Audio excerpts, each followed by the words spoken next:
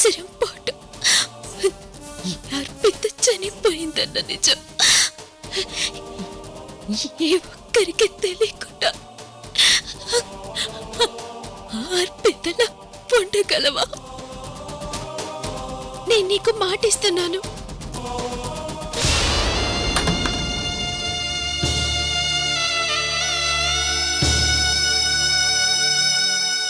మరి ఇంకేంటి? పిచ్చి పిచ్చిగా ఆలోచించడం మానే. ఈ చీరేంటి? అర్పిత రాజమహేంద్రవరం నుంచి సాయంత్రం ఇక్కడికే వస్తానంది. గుడికెళ్ళి అర్పితకి అంతా మంచే జరగాలని అమ్మవారికి కట్టిన చీరను పూజ చేయించి మరీ తీసుకొస్తున్నాను.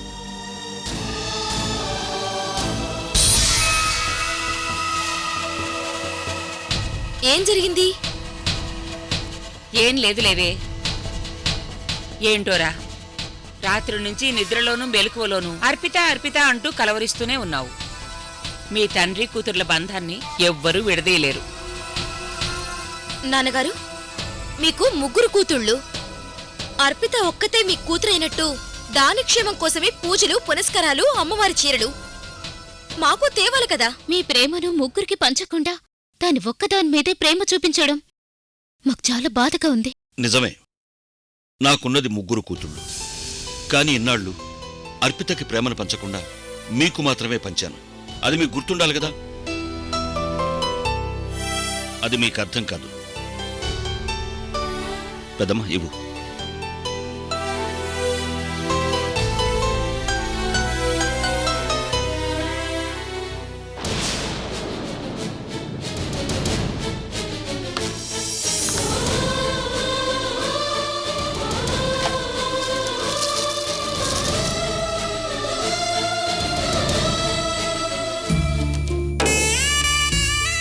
అమ్మా అర్పిత, ఎంత పాపం చేశానమ్మా.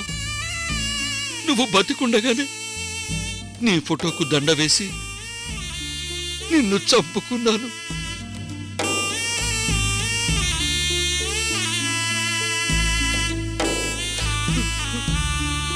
చంపుకున్నాను.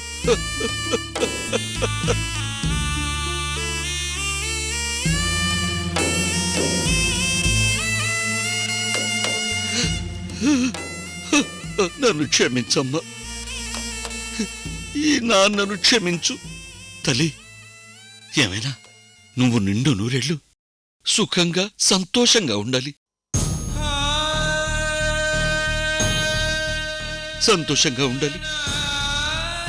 చూడు, నీకోసమని అమ్మవారి కట్టిన చీర పూజ చేయించి నీకోసం తీసుకొచ్చాను. సాయంత్రం నువ్వు రాగానే దీన్ని కట్టుకోవాలి.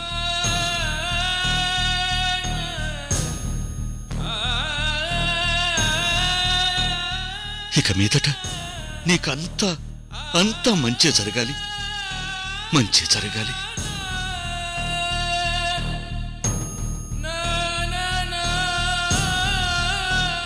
రాహుల్, పెద్దమ్మా, సాయంత్రం అర్పిత వస్తుంది. తనకి ఇష్టమైనవన్నీ వండి పెట్టాలి.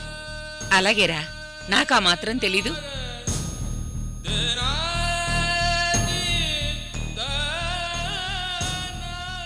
అలా అని కాదు పెద్దమ్మా.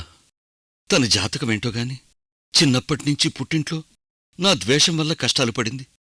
పోన్లే, పెళ్ళైతే భర్తతో అత్తారింట్లో సుఖపడుతుందనుకుంటే పాపం తనకు అక్కడ కూడా సుఖం లేకుండా పోయింది. నీ బాధ నాకు అర్థమైంది రాహుల్. అది అత్తగారింట్లో కష్టాలు పడుతోందని దాని మీద బెంగ పెట్టుకున్నావు. పదే పదే దాన్ని తలుచుకుంటూ ఉన్నావు. దేనికైనా కాలమే సమాధానం చెప్పాలి. మనమేం చేయగలం చెప్పు? లేదు పెద్దమ్మా, ఇక మీదట నా బంగారు తల్లికి ఎలాంటి కష్టాలు ఉండవు. సుఖంగా సంతోషంగా ఉంటుంది. అంతా మంచి జరుగుతుంది. అక్క, నాన్నగారిని చూసావా? ఆ అర్పితంటే పీకల దాకా పిచ్చి ప్రేమ పెట్టుకున్నారు. ఈయన ఎంత ప్రేమ పెట్టుకుంటే ఏం లాభం? దాన్ని ఆ కస్తూరి బెండు తీయకుండా వదలదు. అది ఉద్యోగం చేసుకుని బతికుంటేనే నాన్న ఇంత ఇదైపోతున్నారు. ఒకవేళ అది చచ్చిందని తెలిస్తే నాన్న గుండాగిపోతుందేమో. ఆగిపోతుందేమో ఏంటి? ఆగిపోవడం కన్ఫర్మ్.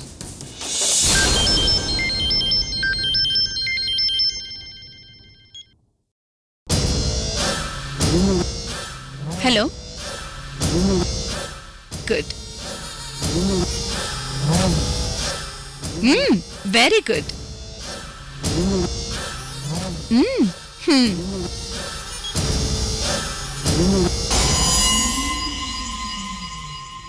ఈ మాలినీదేవిని ఎదిరించిన ఏకైక వ్యక్తి ఆ అర్పిత. నాకు అడ్డొచ్చిన అర్పితను పైకి పంపించేశాను.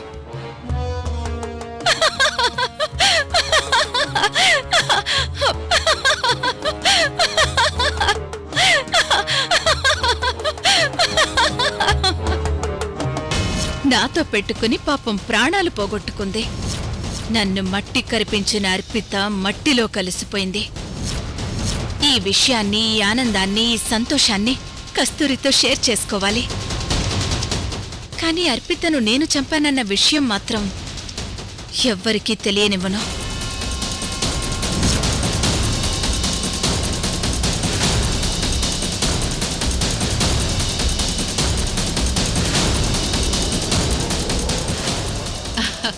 సారీ అండి, ఈ రోజు నేను క్లబ్కి రాలేను. కస్తూరి గారు. ఓకే అండి. కస్తూరి గారు. అయ్యో అయ్యో మాలినీదేవి గారు, ఏమైంది? ఎందుకింత ఆనందం, ఎందుకింత సంతోషం? ముందు తిప్పడం ఆపి చెప్పండి. కస్తూరి గారు, మీ పంట పండింది. మనిద్దరి జాతకం మారిపోయింది. ఏంటండి అది? త్వరగా చెప్పండి. మీ కోడలి పని అవుట్.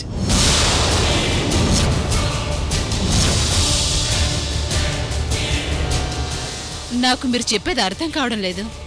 కొంచెం క్లియర్గా చెప్పండి. అబ్బా, మీ పగ నెరవేరిందండి. అంటే అర్పిత గురించేనా మీరు చెప్పేది? మీకు నాకు అర్పిత గురించి కాకుండా వేరే వాళ్ళ గురించి ఏం పనండి? అంటే దాని ఉద్యోగం పోయిందా? ఎలా పోయింది? మనిషే పోయాక ఉద్యోగం పోక ఏం చేస్తుంది?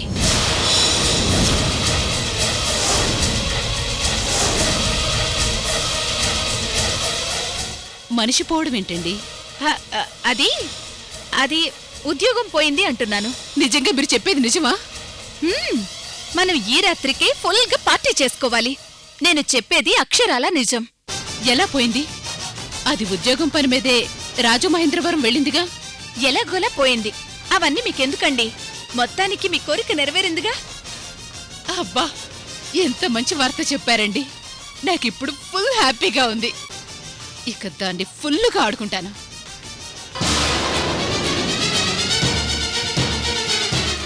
ఉద్యోగం అడ్డు పెట్టుకొని పోలీసులతో నన్ను బెదిరించి నా ఇంట్లోకి అడుగుపెట్టి నా ముందే తోక జాడేస్తుంది. ఇప్పుడిక దాని ఉద్యోగం పోయిందిగా. దాన్ని ఈ ఇంటి పని మనిషిని చేసి నేను నా పగని సాధించుకుంటాను.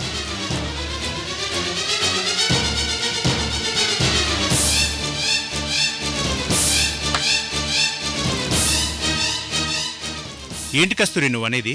అర్పిత ఉద్యోగం పోవటం ఏంటి? ఆఫీస్ పని మీదే రాజమహేంద్రవరం వెళ్ళిందిగా. వెళ్తే ఉద్యోగం పోకూడదని రూల్ ఏమైనా ఉందా? అది వెళ్ళింది రాజమహేంద్రవరమేగా, ఇంద్రలోకం కాదుగా.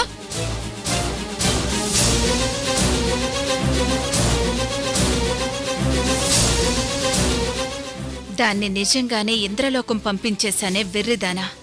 అది ఎవరితో పెట్టుకుంది? ది గ్రేట్ బిజినెస్ లెజెండ్స్ మాలినితో, ఈ కస్తూరితో పెట్టుకుంటుందా?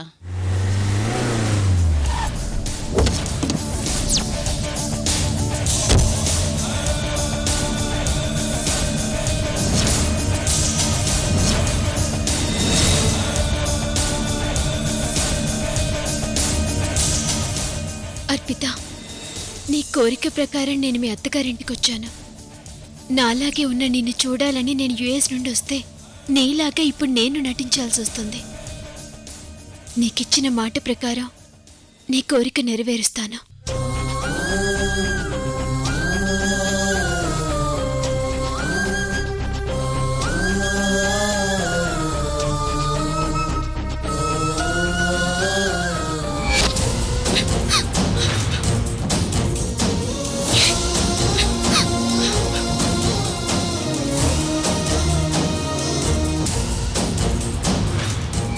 అయ్యో పాపం, ఒంటరిగా బాధపడుతున్న నన్ను వదిన ఓదార్చింది.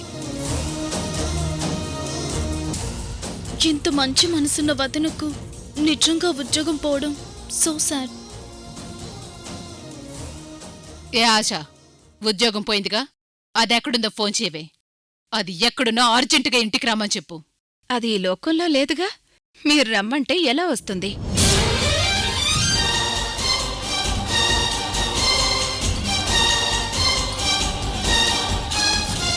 ఫోన్ ఎందుకు మమ్మీ, ఎలాగో ఇంటికి వస్తుందిగా.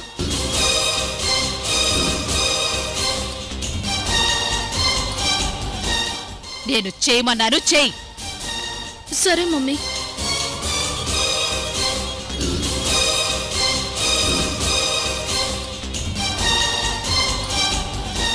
ఆ ఫోన్ రింగ్ అయినా ఎత్తడానికి మనిషి బతుకుండాలిగా.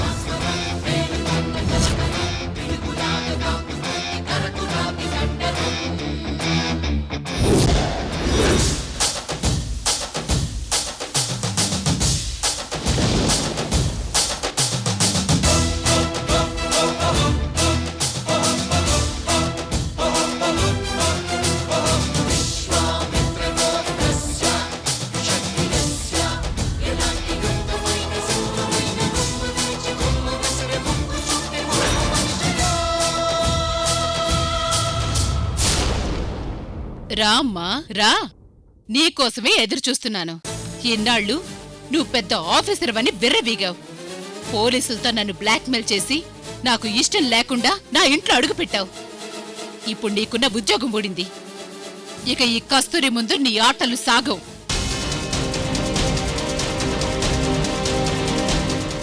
ఈవిడ కస్తూరి గారు, అర్పితకి అత్తయ్య గారు.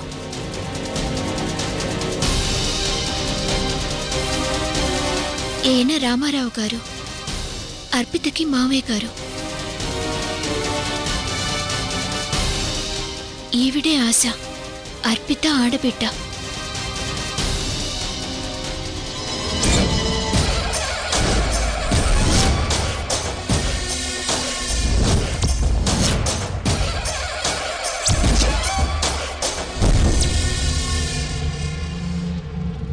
ఏయ్, ఇక్కడ నేను ఇంతగా మాట్లాడుతుంటే నువ్వు మాలిని దేవి గారిని చూస్తావేంటి?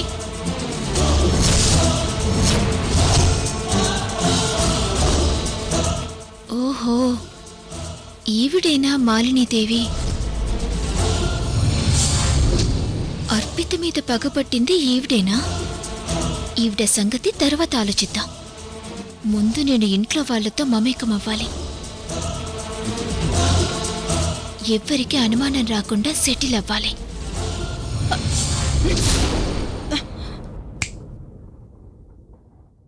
ఇక్కడ నేను మాట్లాడుతుంటే నువ్వు మాలిదేవి గారు చూస్తున్నావేంటి అని అడుగుతున్నాను. ఓహోహోహో, నీ ఉద్యోగం ఓడపీకిందనా?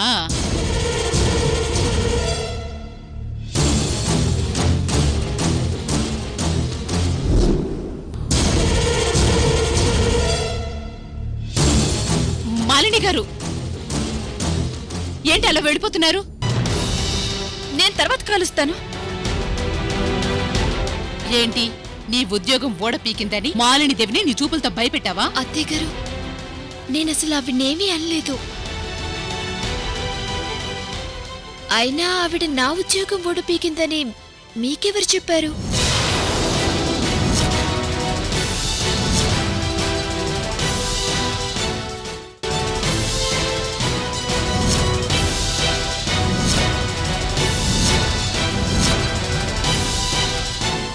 ఏంటి ఏమన్నావు? నా ఉద్యోగం ఆవిడ ఓడపీకిందని మీకెవరు చెప్పారు అన్నాను అత్తయ్య గారు. అదేంటి అలా అంటా? నీ ఉద్యోగం పోలేదా? ఏంటమ్మా నువ్వేమో ఇలా అంటున్నావు? ఆ మాలినీదేవి వచ్చి నీ ఉద్యోగం పోయిందని నానా హంగామా చేసింది. వదినా, అంటే నీ ఉద్యోగం పోలేదా? ఆవిడలా మీకెందుకు చెప్పిందో నాకు తెలీదు, కానీ నా ఉద్యోగం మాత్రం పోలేదు. నేను వెళ్ళిన పని కంప్లీట్ చేసుకుని వచ్చాను.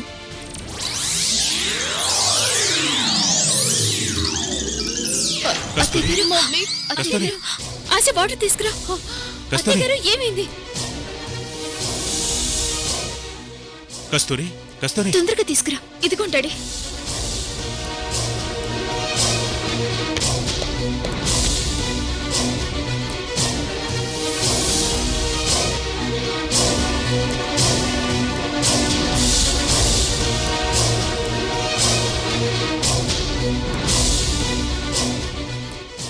ఉత్తుత్తి మాటలకే ఉప్పొంగిపోతే ఇదిగో ఇలాగే బీపీలు షుగర్లు వస్తాయి కస్తూరి.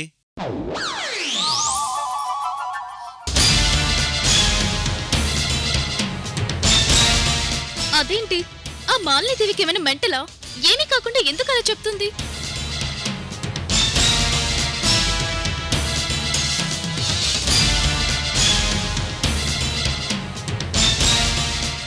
హాయ్ అర్పిత.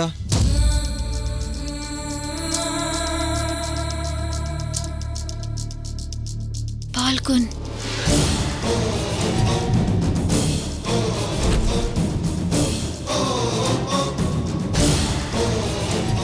ఏంటి హాయ్ చెప్తుంటే అలా చూస్తున్నావు? ఏం లేదండి. నీలో ఏదో చేంజ్ కనిపిస్తోంది.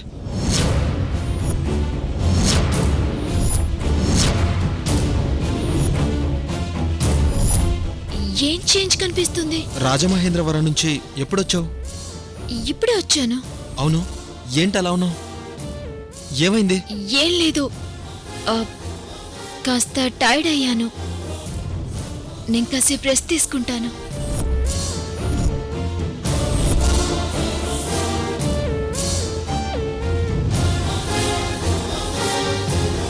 వదినా, అదేంటి నా రూమ్కి వెళ్తున్నావు? నీ రూమ్ పైన కదా.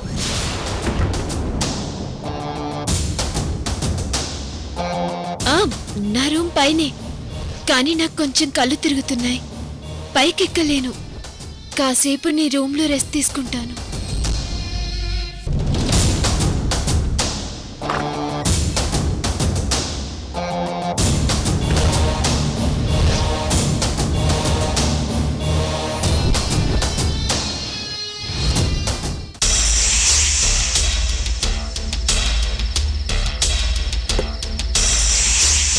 నిజాయితీకి మారుపేరైన ఆ అర్పితను అంతం చేసి చరిత్ర సృష్టించాం. ఒక రకంగా మాలినీదేవి మనకెంతో రుణపడి ఉంటుంది. ఆ రుణం మాటల్లో చెప్పలేం కాబట్టి అంకెల్లో చెప్పి రుణం తీర్చుకోమందాం.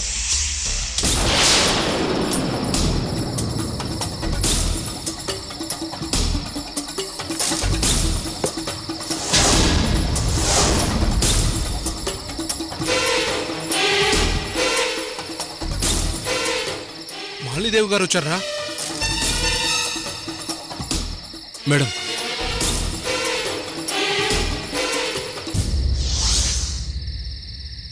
నేను చెప్పిన పని ఏం చేశారు? ఫినిష్ చేశాం మేడం. ఆ ఆనందంలో ఇలా ఎంజాయ్ చేస్తున్నాం. ఏం ఫినిష్ చేశారు? ఆ అర్పితను చంపేశాం. చంపేశారా? Yes madam. ఎలా చంపారు? కత్తితో కసా పొడిచి చంపేశాం. చంపితే మరి అర్పిత ఇంటికెలా వచ్చిందిరా? చనిపోయింది ఇంటికెలా వస్తుంది మేడం? అదే ఎలా వచ్చిందనే మిమ్మల్ని అడుగుతున్నాను. మీరు పొరపాటు పడుతున్నారు మేడం. మేము ముగ్గురం పొడిచాం. ప్రాణం పోయిందో లేదో కూడా చూసి శవాన్ని వేరే చోట పడేసి వచ్చాం. అవును మేడం. మిమ్మల్ని ఎక్స్ట్రా డబ్బులు కూడా అడుగుదాం అనుకుంటున్నాం.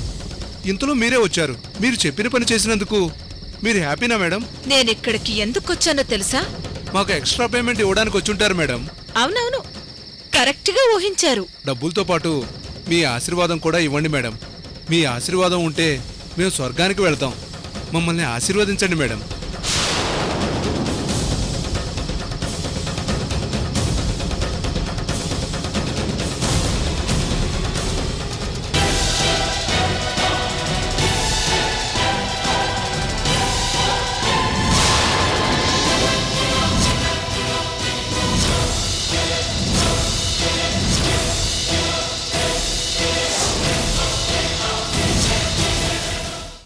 ఏమండి,